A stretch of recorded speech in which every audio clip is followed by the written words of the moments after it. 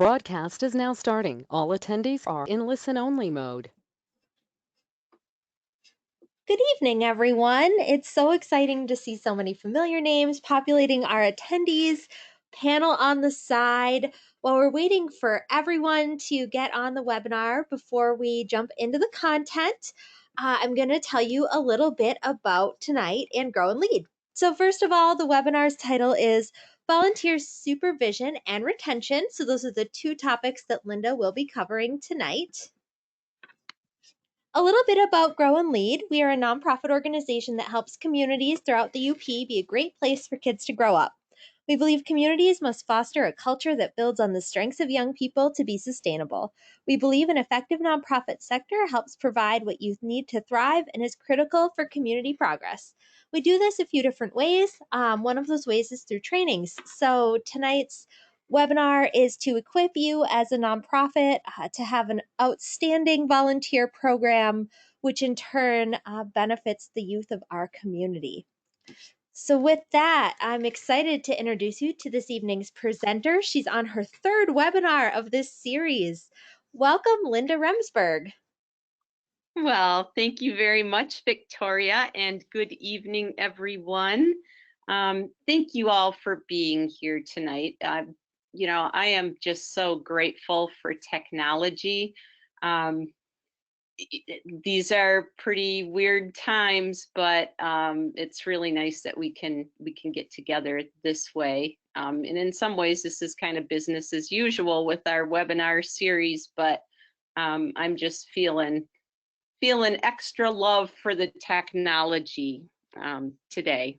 So welcome. It's really nice to see some returning folks, your names anyway, and to see some new folks too. So let's get moving on. So there's a lot of material around volunteer engagement, and I've tried to gear the series towards smaller nonprofits who rely a great deal on volunteers. That's the demographic that's most common in the UP. And I'll be covering the material at a fairly basic level. But whether you're from a large organization or a small one, and whether you're just starting to build your volunteer base or you've been working with volunteers for years, I hope you'll learn some strategies and get you thinking about some ways that'll help strengthen how you work with volunteers. We are recording the webinar tonight, and in case you haven't heard the first two webinars in the series, we'll include a link to them in the follow-up email we send out tomorrow. If you weren't able to attend those first two sessions, I really do encourage you to listen to the recording. Much of what we cover tonight will build upon what we learned and covered in those first two sessions. So this illustration will look familiar to those of you who were with us in the first couple webinars. It shows the elements that go into building a volunteer program. The volunteer engagement cycle, as it's often referred to, begins at the top with needs assessment and moves clockwise. Having best practices in place for each of these elements leads to higher volunteer retention. In other words, volunteers will be more likely to continue volunteering with you, which leads to greater efficiency and stability in your programs. Volunteer engagement is a continuous process that requires ongoing attention to each of these elements, including reassessing your organization's needs and the needs of your volunteers. The cycle never ends because the needs of your organization as well as the needs of your volunteers will continue changing.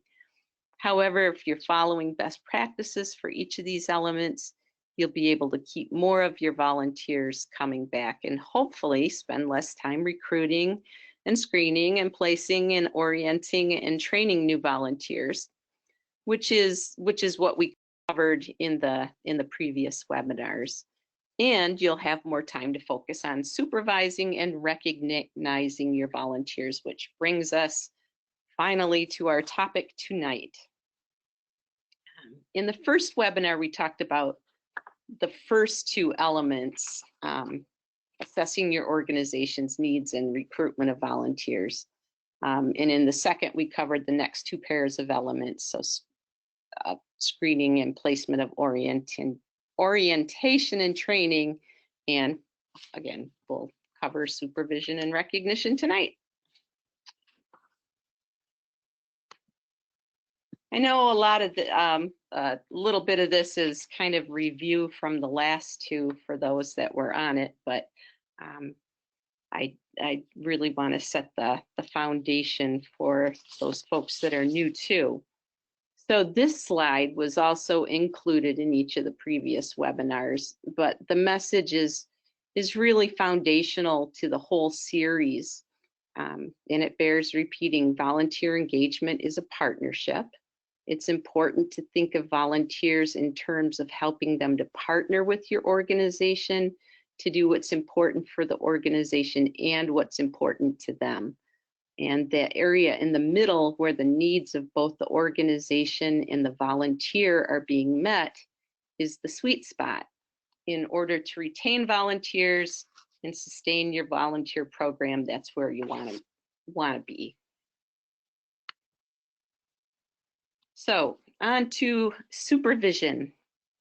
All volunteers need and deserve a designated and dedicated supervisor they can go to for direction, guidance, and feedback. It's not enough to tell a volunteer, oh, ask any person if you have trouble, anyone will help you. That really leaves too much room for miscommunication and confusion. It needs to be clear who's going to provide the guidance and support they need to do the job. And there doesn't necessarily need to be just one person in an organization who all volunteers report to. You could have different staff members supervising different volunteers. However, you should have common standards and policies that all volunteers and supervisors follow. That goes back to having a volunteer handbook that is accessible and understood by all staff that work with volunteers and, of course, the volunteers themselves. People who supervise volunteers wear a lot of hats: teacher, advisor, cheerleader, mentor, coach. But it really comes down to being a leader and building relationships with your volunteers, which everyone has the capacity to do. Supervising volunteers can be broken down into 3 components, and we'll look at each of them individually. They are to 1, communicate clear expectations to volunteers; 2, to guide and support them; and 3, to ensure they feel recognized and appreciated. By providing these components, you empower your volunteers to take your organization, to help your organization fulfill its mission and to help them have a meaningful experience that fulfills their needs.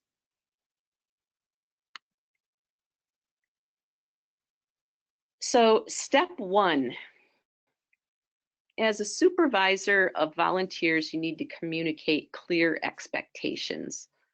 Earlier in the series, we talked about the importance of creating well-planned position descriptions that spell out expectations and responsibilities of the volunteer job.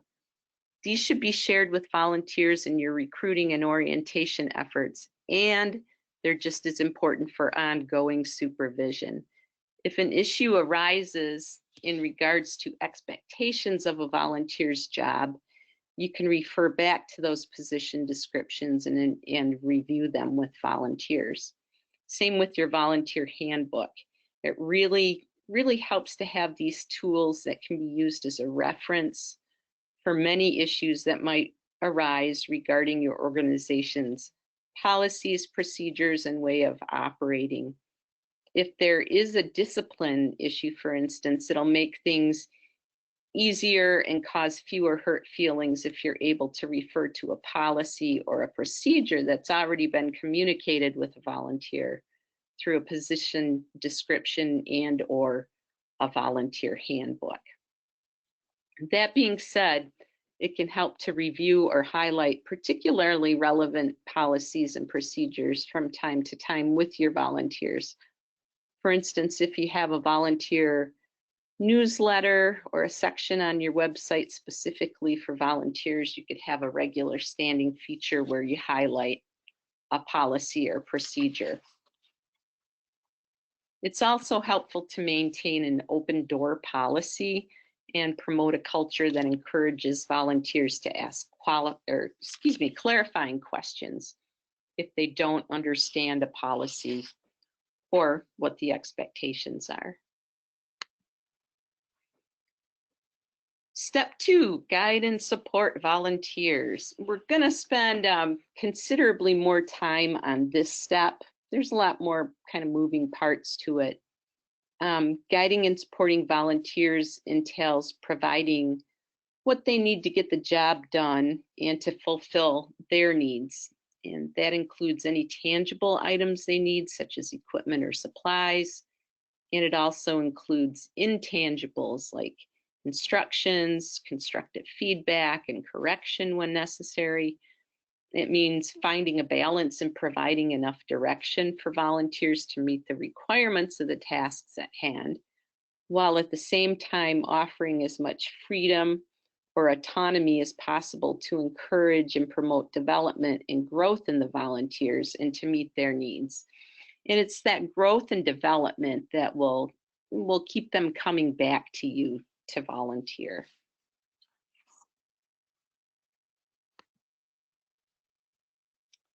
In order to promote growth and development, you need to get to know your volunteers. There's no single strategy for supervising volunteers that works for everyone. There's no one size fits all. It's very dependent on the individual interests, competencies, and motivations of the volunteers. So you need to get to know them, their likes, their dislikes, skills, and interests. We talked in the last webinar about the importance of volunteer applications and an in-person interview for new volunteers. These help ensure that you have a good fit between the volunteer and what your organization is trying to accomplish. They're also a good starting point to help in understanding their motivation for volunteering and to get to know what makes them tick. So be sure to review those applications and notes from your initial interview with them occasionally, even with volunteers that have been with you a long time and you feel like you've come to know. Yeah, I think there's merit in looking back at what they communicated to you when they first connected with your organization.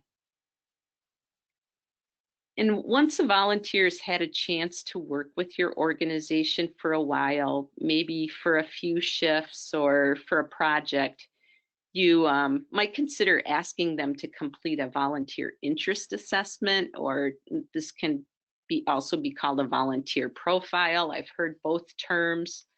It's sort of the next level beyond the application and interview and helping to identify the volunteers' passions, skills, interests, as well as what they don't like or aren't willing to do.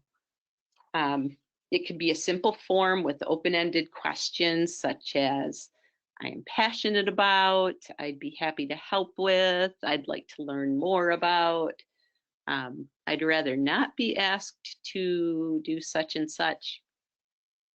So, and you can also attach a list of potential volunteer tasks that they could refer to in answering the questions. Another way to set up an assessment is to list all the tasks that are available to volunteers and include check boxes for I have interest and I have skills.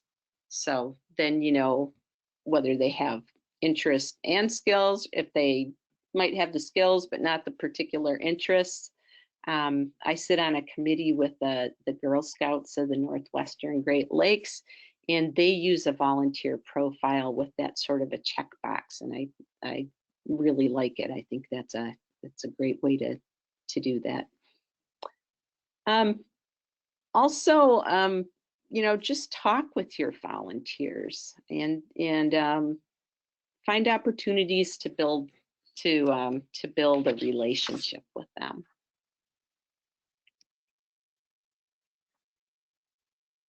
There are lots of reasons why people volunteer. In order to supervise them in a way that best suits them, it helps to know what their motivations are for volunteering. So look for opportunities to ask about why they want to volunteer and what they hope to get out of their experience. Researchers have identified 6 primary needs that volunteering can help fill. And some will be more important at different times to different volunteers. Once you understand the needs of the volunteer, you can align your support and guidance with the motivation. So for instance, if a volunteer's need is social, look for ways to help him do the work as part of a team. If their need is to improve their career prospects, look for opportunities to provide professional development. And if their primary motivation at the time is around understanding, look for opportunities where they can learn something new.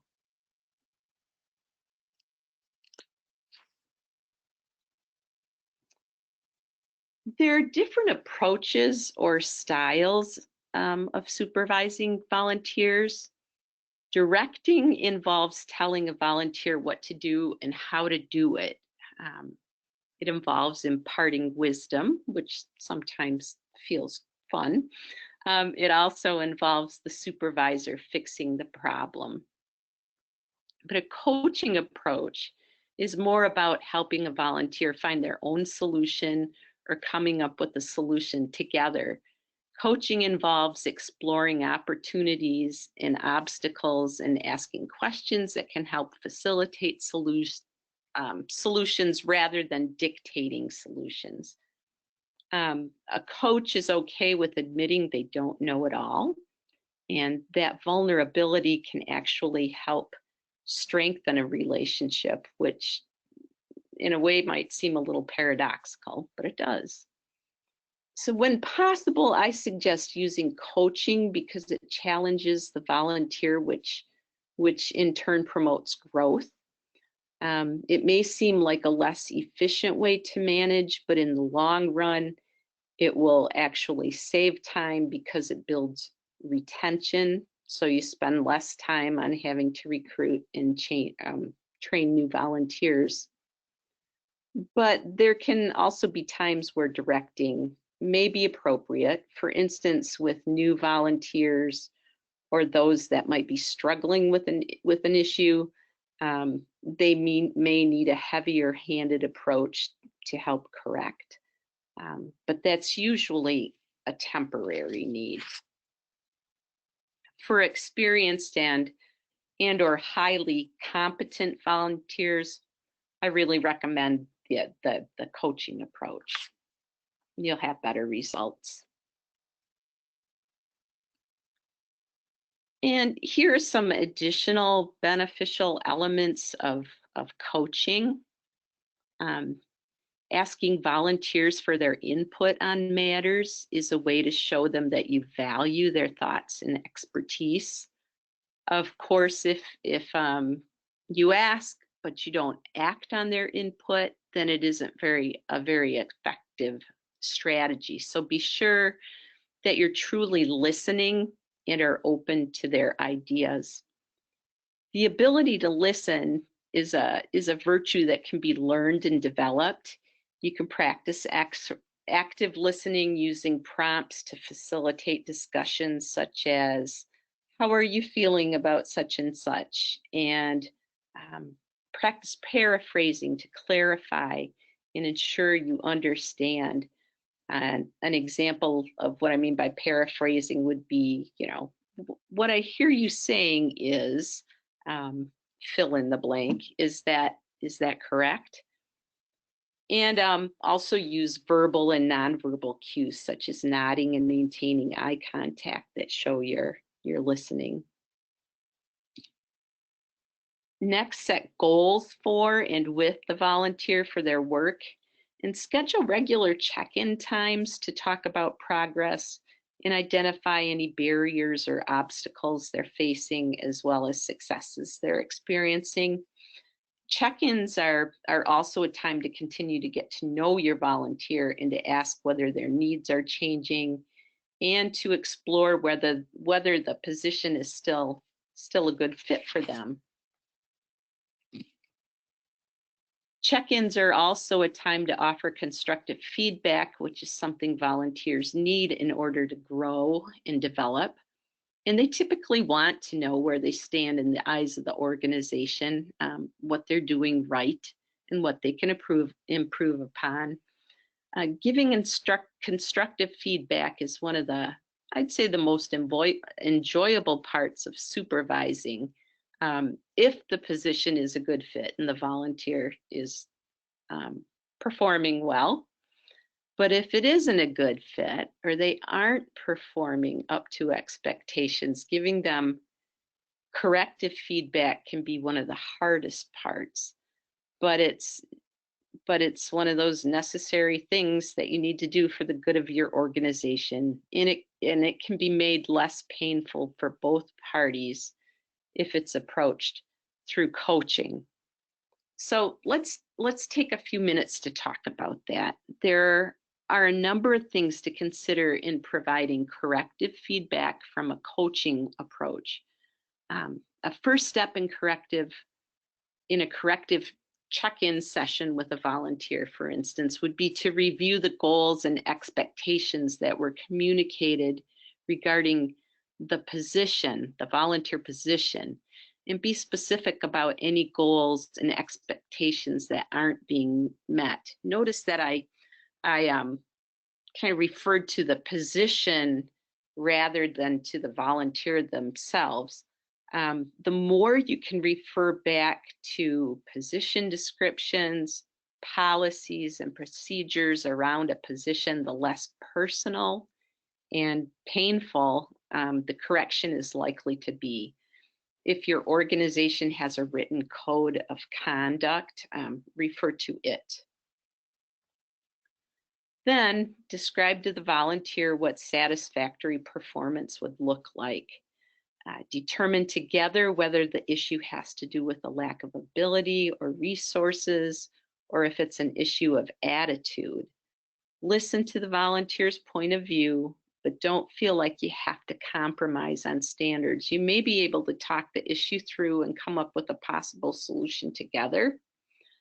At any rate, make sure they know exactly what the expectations are for them to change. That's very important. You need to set a plan to resolve the issue, including dates to check on progress and a deadline for when the issue should be completely resolved. Like I said, providing feedback which is corrective isn't particularly easy, but if it's part of an overall coaching approach to supervision, it can actually lead to growth in the volunteer and for sure better outcomes for the organization. In other words, it strengthens the partnership. And of course, always be on the lookout for opportunities to give confirming feedback. Be generous in this. Look for volunteers doing good things and let them know that you notice and appreciate it.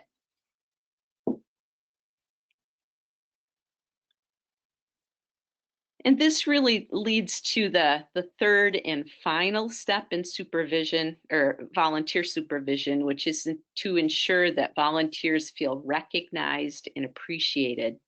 All volunteers, whether they're employees or volunteers, or I should say all workers, whether they're employees or volunteers, want to be acknowledged or recognized and to know that their efforts are appreciated and valued. But for volunteers, who of course aren't monetarily compensated for their services, recognition is even more important. Like a paycheck is an employee's reward, recognition is a volunteer's reward. As supervisors, it's our job to help provide both intrinsic and extrinsic rewards. And I'll explain a little about those. Intrinsic rewards are the ones that bubble up kind of internally. They run very deep. We've already talked about a number of ways to facilitate intrinsic rewards, including providing them with feedback, freedom or autonomy, and opportunities for the volunteers to grow. When we tap into their unique internal motivations, we're helping to provide intrinsic rewards. We're helping to make sure that they have a rewarding experience. And volunteers who have a rewarding experience, of course, are likely to keep coming back for more. Another important intrinsic reward supervisors can provide is to help them see the difference that their volunteering makes. Tasks that we ask volunteers to do aren't always direct services where they can readily see the results of their service. And it's a supervisor's role to help them see the connection of their work to the organization's mission. So look for opportunities to introduce them, for instance, to clients and highlight the important work that they do behind the scenes. Extrinsic, that's kind of hard to say, extrinsic rewards are more of what we commonly think of when we refer to volunteer recognition. They're outward signs of our gratitude. They reinforce positive performance and lead to better volunteer retention, just as intrinsic rewards do. And they fall into two categories. Informal recognition is sort of the day-to-day spontaneous one-on-one types of recognition. And formal recognition is more public and involves letting others know that the volunteers is valued and appreciated. A strong recognition strategy will include both types.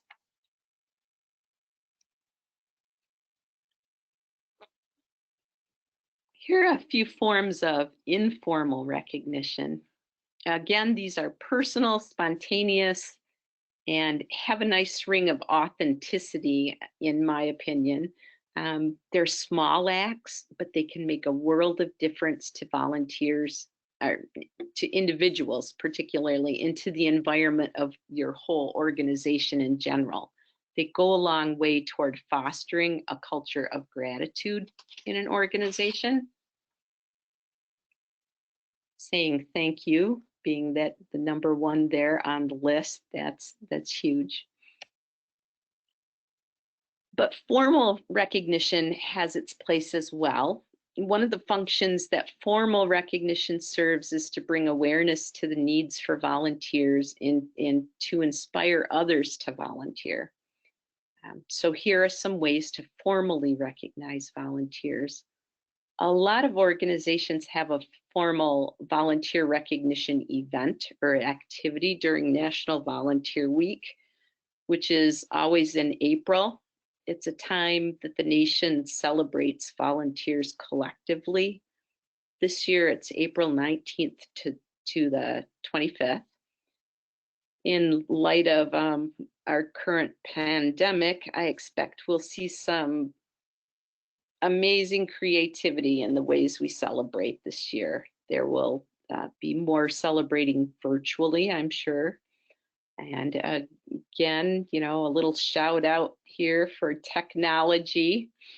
There are also opportunities to recognize volunteers through our traditional media, including newspapers, radio, and TV. The TV6 has the cool feature of the upside that I'm sure many of you are familiar with. I always find it inspiring.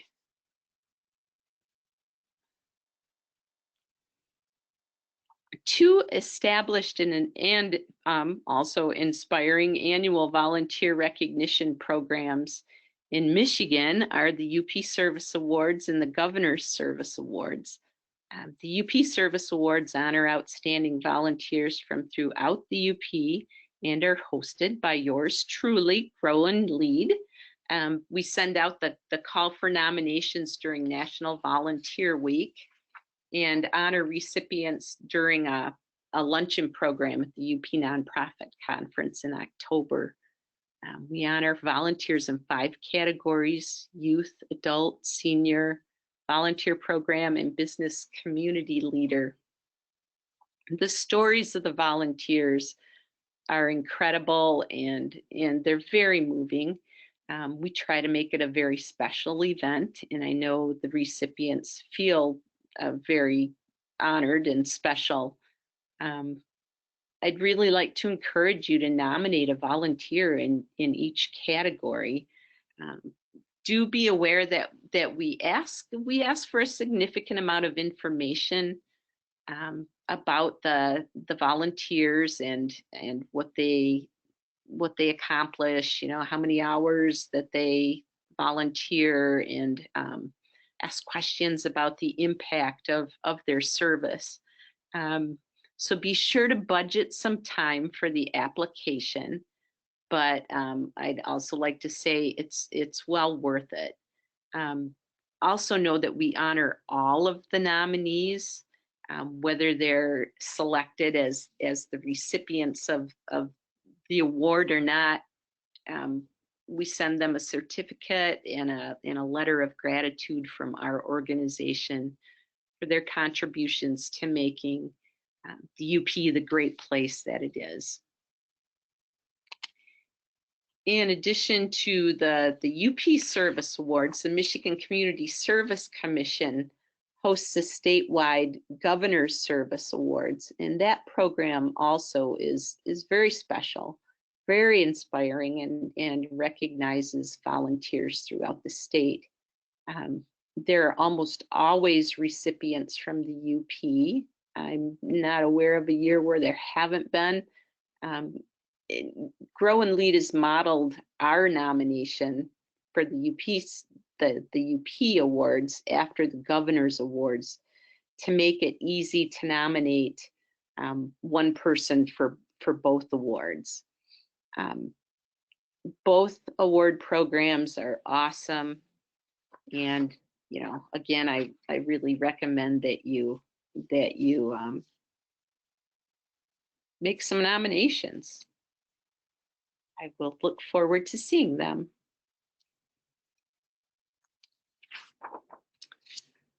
So we're kind of winding down here. I wanted to just include some quick rules for giving recognition. So here are a few quick tips. Be sure to give it honestly. Make sure that you're giving sincere praise. Don't give praise unless you really mean it. Give it to the person, not the work. Be sure not to praise an event and neglect the organizer. Make sure that you're connecting the volunteers' names to successes. Give it appropriately to the achievements. So for big accomplishments, make a big splash, and give it consistently. Recognize equal achievements equally. Try to avoid creating favorites. Give it in a variety of ways. Use a mix of formal and informal recognition. And give it frequently and in a timely manner. Give it as soon as possible. Don't save it all up for an annual event. Be sure to be generous with your informal, everyday recognition, and give it for what you want to see more of.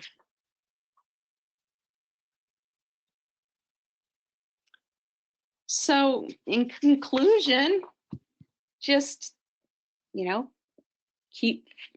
follow those steps of supervision, communicating clear expectations, and guiding and supporting volunteers.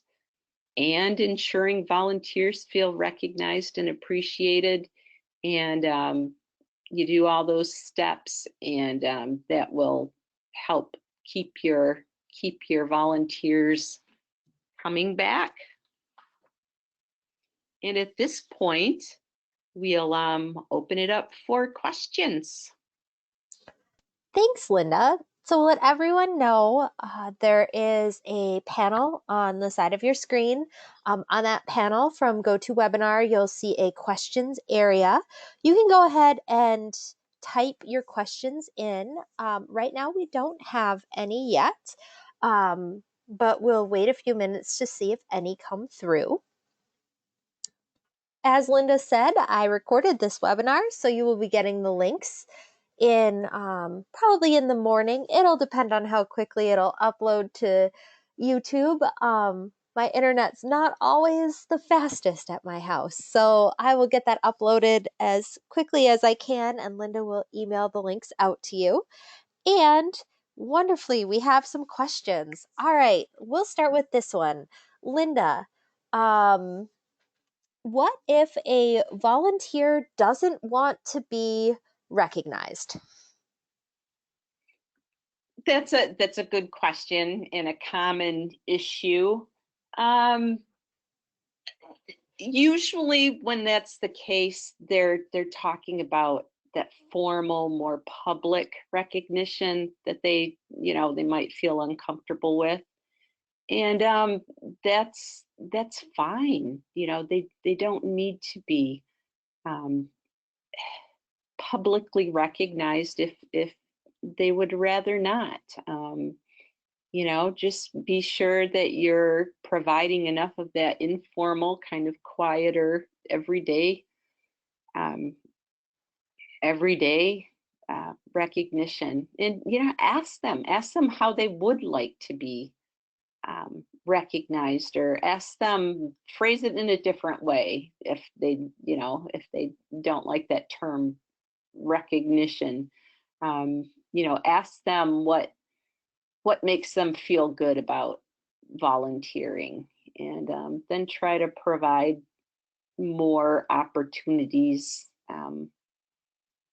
that make them feel good about what they're doing. Thank you, Linda. Our next hope that- question is all about youth volunteers. What are some ideas, specifically informal types of recognition for youth volunteers? Oh, well, I subscribe to that idea of thanking them, no matter what age volunteers are. Specifically for youth, some good strategies are allowing them to work in teams or pairs. That's kind of one of those intrinsic kind of rewards. Giving them that opportunity to work in a way that suits them best, and young people tend to like to work with a friend.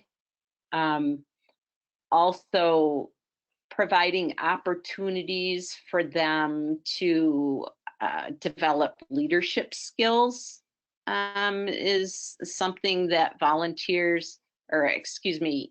volunteers tend to appreciate, and obviously helps them grow and develop. Let's see, I had another one and now it slipped my mind. Opportunities that might lead to career exploration, that might help them get an idea of different careers that they might want to pursue. Just letting them dabble in things that they don't get a chance to dabble in. There's a few ideas. Awesome. I'll try to think of some more, and maybe I can send them out tomorrow with the email as well. We have another one here. So this agency has an annual volunteer gathering that's a thank you party. And the theme has always been really fun, and there's games and things like that. But their organization does have volunteer positions that really appeal to introverts. So wondering if there's any thoughts on how to have extroverts and introverted volunteers kind of bonding together that would make everyone feel included. The event's normally held around dinner time. It can be indoors or outdoors in late August or September. So any thoughts, Linda? I would think that the outdoor idea might work better than indoor, where you could have some, I don't know, some quieter activities going on. I guess one of the main things that comes to my mind is, don't force it with people that really are uncomfortable with being recognized, or kind of to them feel like they're being put on the spot.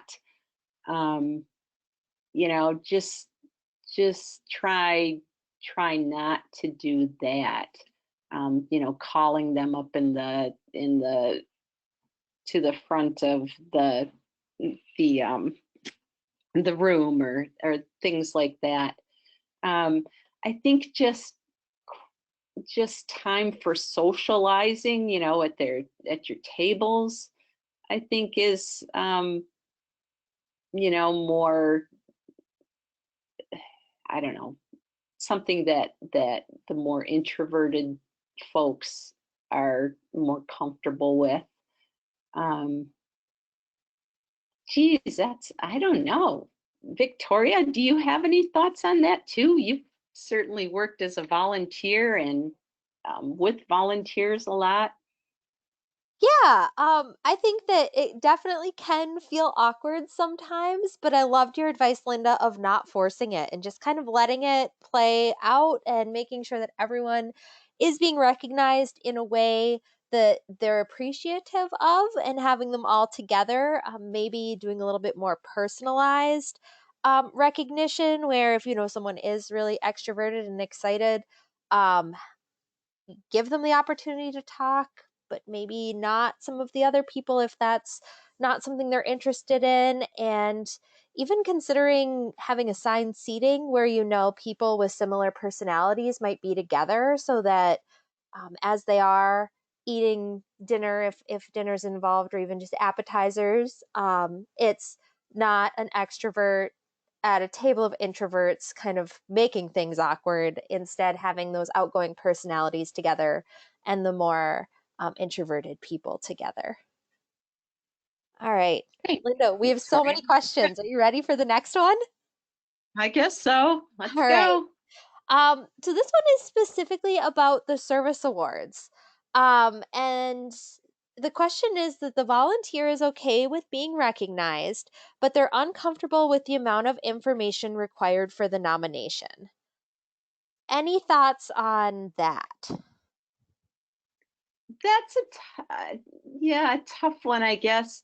I don't think we ask any really sensitive questions. We just ask about, what they do as a volunteer, and about the impact, um, the number of hours, that sort of thing. So there aren't any real personal questions, other than we do ask if the nominator can share a story um, that that demonstrates the impact of the volunteer service, and maybe that's an area where it wouldn't have to be quite so personal.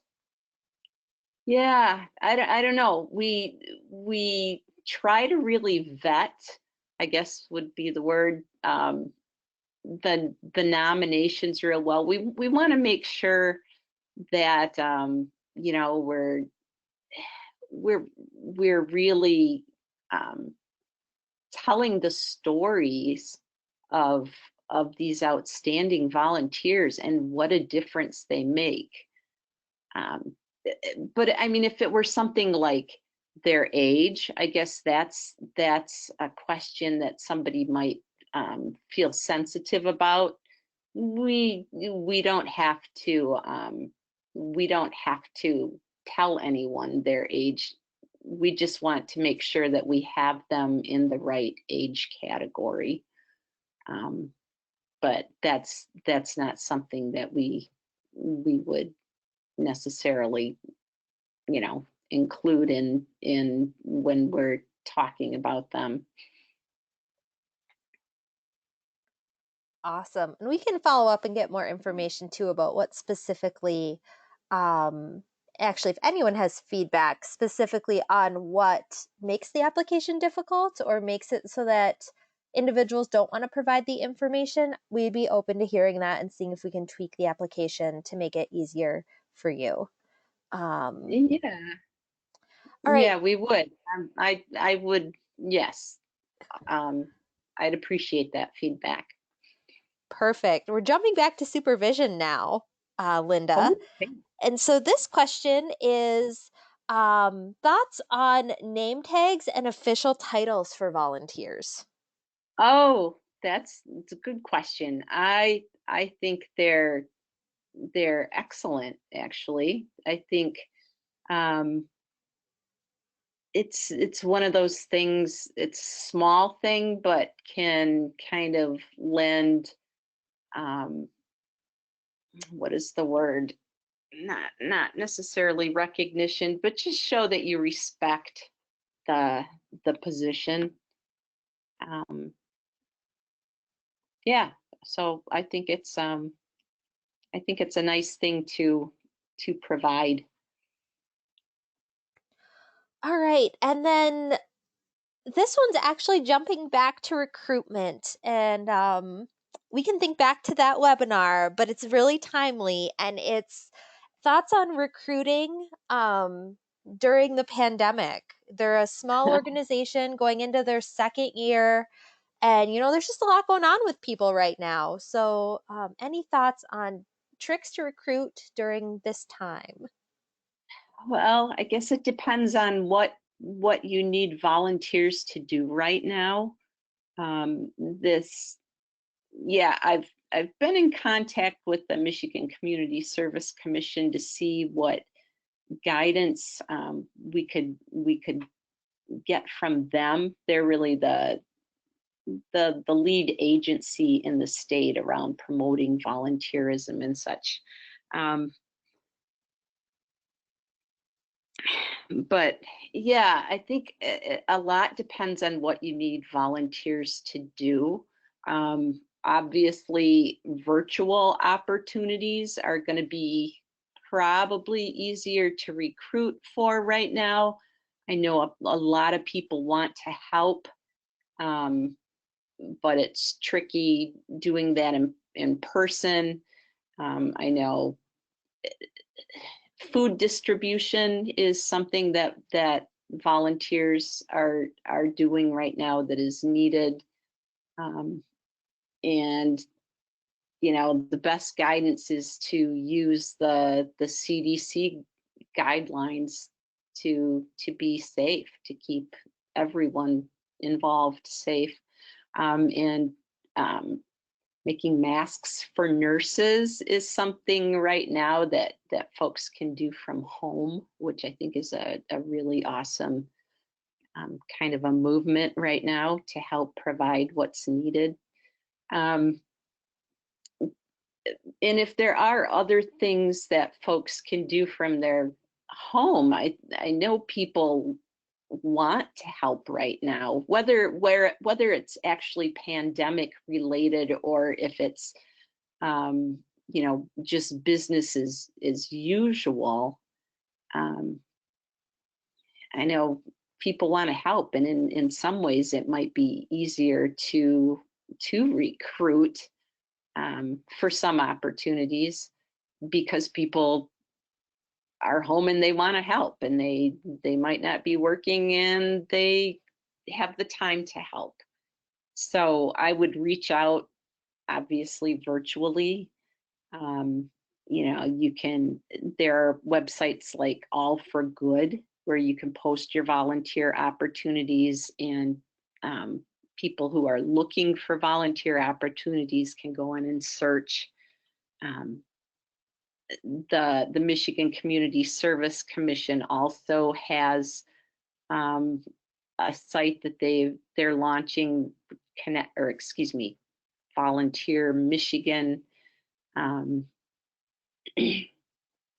So I just reach out through social media to volunteers, those sorts of things. Still the traditional media to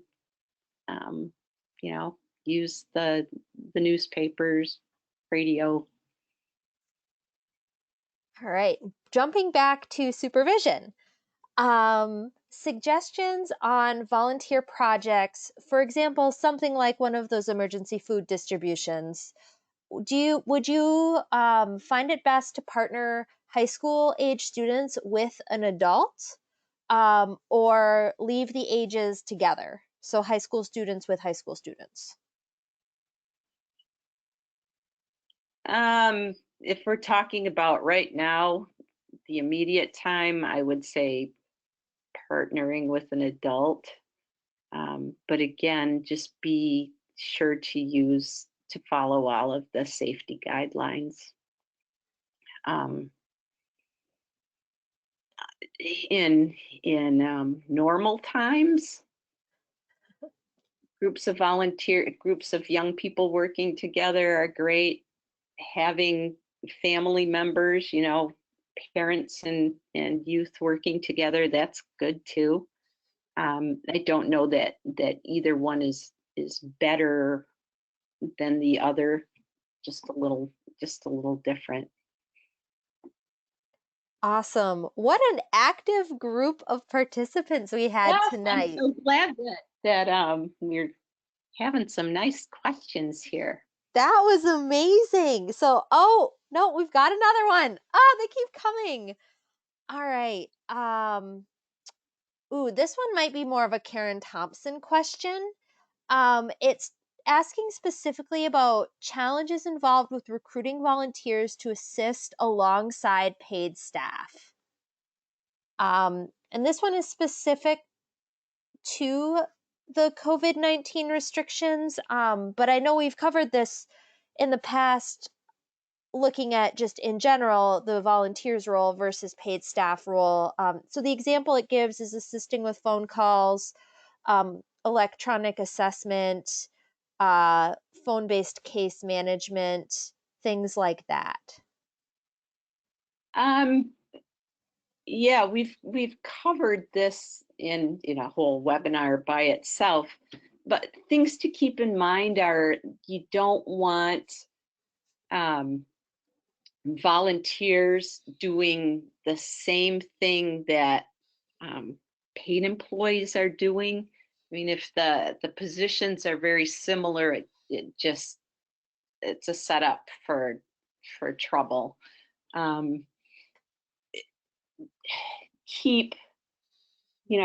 Just it needs to be very clear what are volunteer positions and what are employee positions, and keep those as separate as possible. Going back to having volunteer handbooks so that the volunteers are following the policies and procedures in the volunteer handbook separately from paid employee handbooks. So yeah, that's a tricky and rather involved question. But I could send out a link. I think it's on our website. Victoria, you can correct me if I'm wrong. If the employee volunteer webinar. Is Yep. that the link to that webinar online? Okay, so it can be found on our website, but I will make a note here to send the link to that in our email, in our follow-up email tomorrow. And that I think will answer probably a lot of questions regarding that question. All right. I don't see any more questions at the moment. If you are typing a question, I can't tell that you're typing. So if you would hit the raised hand button at the top, you'll see it looks like a little hand. If you'll hit that, then I know you're typing. I'll keep an eye out for any of those coming through. I am not seeing any raised hands, and so I believe we've reached the end of the list of questions.